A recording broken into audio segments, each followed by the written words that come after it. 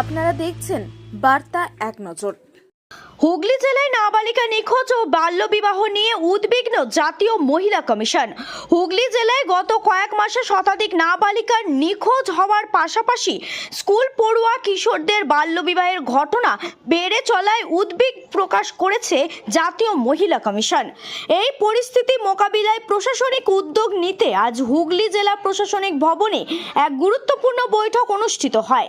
বৈঠকে উপস্থিত ছিলেন জাতীয় মহিলা কমিশনের সদস্য ডক্টর অর্চনা মজুমদার, হুগলির অতিরিক্ত জেলা শাসক, হুগলির গ্রামীণ পুলিশের অতিরিক্ত পুলিশ সুপার কল্যাণ সরকার সহ অন্যান্য প্রশাসনিক আধিকারিকরা।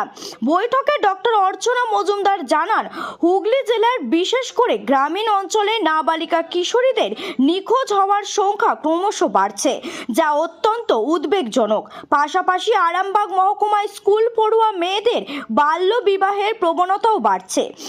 এই সমস্যা রোধে জেলা প্রশাসনের তরফ থেকে সচেতনতামূলক শিবিরের আয়োজন এবং স্কুলের বিশেষ পাঠ্যক্রম চালু করার বিষয়ে আলোচনা করা হয়।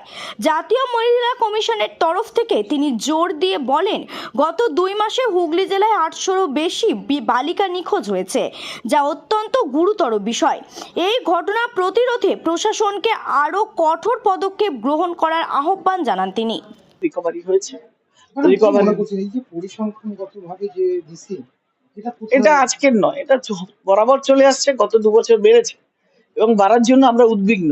আমরা চাইছি এটাকে অ্যাওয়ারনেস করে হোক, পুলিশের সাথে সোশ্যাল ওয়েলফেয়ার, লিগাল সকলের সিনক্রোনাইজেশন করে হোক, বাচ্চাকে তার মোবাইল মনিটর করে হোক, ফ্যামিলিতে পরিবারে 18 বছরের তলায় কেন বিয়ে দেওয়া উচিত না সেই শিখিয়ে হোক, অ্যাওয়ারনেস হোক, যে কোনো ভাবে আমাদের এই ঘটনাটাকে কমাতে হবে। মূল কারণ কি পাওয়া যাচ্ছে? মানে বাচ্চাদেরই দোষ? আজকাল মোবাইলের দেখুন, মোবাইলের অপব্যবহার একটা ঘটনা, ইন্টারনেটের যথেচ্ছ, এবং সেটাকে আমরা ট্র্যাক করি না। বাচ্চাকে মোবাইল দিয়ে ছেড়ে দিই, কিন্তু বাচ্চা কি করছে মোবাইলে সেটা দেখা কিন্তু বাবা মার দায়িত্ব। সেই কাজটা বাবা মাকে যথেষ্ট রূপে করা হচ্ছে না, আর সমাজ থেকে বা প্রশাসন থেকে, পুলিশ থেকে সেটার অ্যাওয়ারনেসও হচ্ছে না। স্কুল সিলেবাসের মধ্যে ঢোকানো নেই।